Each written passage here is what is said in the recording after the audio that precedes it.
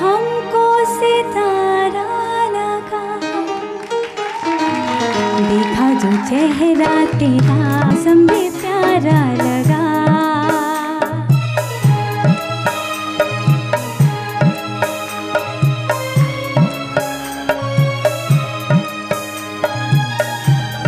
जो चेहरा तेरा मौसम भी प्यारा लगा, कानों में झुमका तेरे हमको सितारा लगा, देखा जो चेहरा तेरा मौसम भी प्यारा लगा।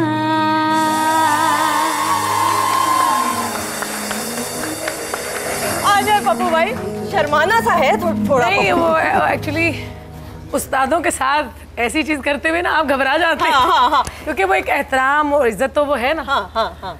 तो वो फिर आपको होता है कि कहीं कोई ऐसा स्टेप गलत, आउट ऑफ प्रैक्टिस भी हूँ। कितना कभी कभी ऐसा हुआ कि एक स्टेप के ऊपर अटक गई हो कि यार ये नहीं आ रहा, ये कभी कभार होता है ना कि नहीं वो कई मरतबा होता था, तो उनको पता था कि ये डांसर नहीं है बहुत बड़ी, तो ये मैनेज कर लेती। मैंने हमेशा डांस को मैनेज किया, तो हाथ डांस मैनेज कर लेती थी, लेकिन हाथ हमेशा गलत आता था। तो पप्पू भाई कहते थे ये कहती हैं मैनेज करती हुई बहुत अच्छा। वैसे पप्पू भाई मैं एग्री इस चीज पे जरूर करूंगी कि एक्सप्रेशंस जो रेशम के जालिमाना होते हैं, डांस को अलग जालिमाना एक्सप्रेशंस के भी तो गेम होता है ना। ये बहुत अच्छा डांस भी बहुत बेहतरीन करती हैं, ये कसरे नफ्सी से काम ले रही हैं। अच्छा, कई मरतबा तो उनको बार-बार कहती थी फिर से करके दिखाए। अच्छा 4 मरतबा, अच्छा तो मेरा देख रही, मैं मजा लेती थी ना कि ऐसे पप्पू भाई उनकी खैर आंखें, और जब उन्होंने कहा मैं एक दफा और करके दिखा दे, मैं सीख रही हूँ, मैं देख रही हूँ मैं कि अब जैसा करूँ, आप जैसा नहीं कर सकती, लेकिन मैं सिर्फ इनकी फेस का एक्सप्रेशन का मजा ले रही होती थी। तो चौथी 5वीं मरतबा ने कहना कि अच्छा बेटा अब आ जाओ तुम कर लो। लेकिन तंग भी बहुत करते थे, लेकिन वो इनको मैनेज करना है। जितनी आउटडोर्स इनके साथ की, टर्की में, मालदीव्स में, दुबई, मनीला, बैंकॉक, बहुत अच्छा वक्त गुजारा। पप्पू जी मैं आपसे जरूर जानना चाहूंगी कितनी मैच्योरिटी रेशम में आपको देखने में नजर आई वक्त के साथ साथ, क्योंकि आप तो इनको बहुत पहले से जानते हैं। देखिए, एक वक्त होता है इंसान लोगों को ढूंढ रहा होता है, और एक वक्त ऐसा आता है जब इंसान अपने आप को ढूंढता है। इन्होंने अपने आप को पा लिया। वो कैसे कि हर चांद रात को ये मुझे एक सरगर्मियाँ इनकी ऑन हो जाती हैं, और ये स्टूडियो के उन लोगों के पास जाती हैं जिनके पास कोई नहीं जाता। तो ये ईद जो है ना अपनी सारी की सारी उनके साथ स्पेंड करती है। इस बात से मुझे इससे बहुत प्यार है।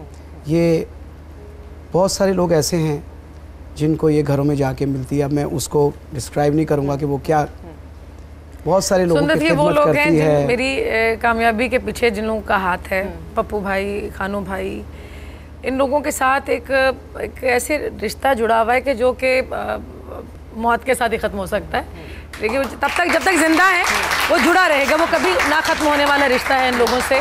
तो मैं तो हमेशा इनकी ज़िंदगी की उम्र की दुआ करती हूँ, क्योंकि मैंने अपनी ज़्यादातर ज़िंदगी का जो वक्त है काम में इन्हीं के साथ गुजारा हुआ है। फैमिली के साथ तो बहुत कम हमें मौका मिलता था। हम सब लोगों को ऐसे ही तो हम एक महीना हम बैंकॉक में, हम इस्तांबुल में, और हमने शूटिंग के बाद मैंने वो चटनी बनानी शुरू कर देनी, किचन में घुस जाना, क्या है रायता बनाते हैं, अब चटनी बनाते हैं। तो बहुत हमें वो इतनी वो यादें हैं जिनको मैं याद करके बहुत इंजॉय करती हूँ। तो अगर मैं अपने स्टूडियोज़ के उन लोगों से मिलती हूँ या ईद गुजारती हूँ, तो वो उन लोगों का हक है, हमारा फ़र्ज़ है। और मेरी कामयाबी के पीछे इन्हीं लोगों का हाथ है और इन्हीं का ही हाथ रहेगा। मैं कुछ ना होती अगर ये लोग मेरे पीछे ना होते।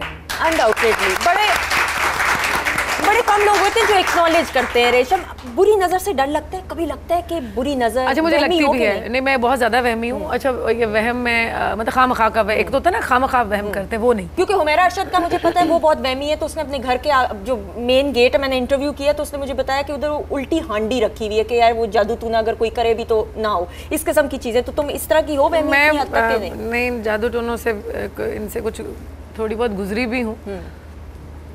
बस ये कहती हूँ कि जो करते हैं वो ये है कि मैंने कुरान पाक ये कहता है कि काफिरों से अगली कतार में खड़े होते हैं ये लोग हशर के रोज़।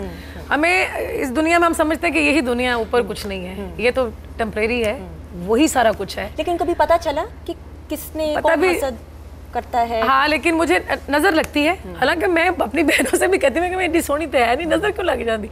मैं जब भी कोई चीज़ नज़र पूरी बना के जलाऊँ तो कभी उसकी स्मेल नहीं आती मिर्चों की और अरमल गूगल की। तो वो खून मेरा बहुत हल्का है। तो फिर सदकात, खैरात, न्याज, ज़कात, ये चीज़ें मैं कुछ ऐसी हैं जो रिलीजियसली करती हूँ और जब तक ज़िंदगी है करती रहूँगी। तो अगर ये ना करूँ तो मुझे बेसुकूनी से शुरू हो जाती है।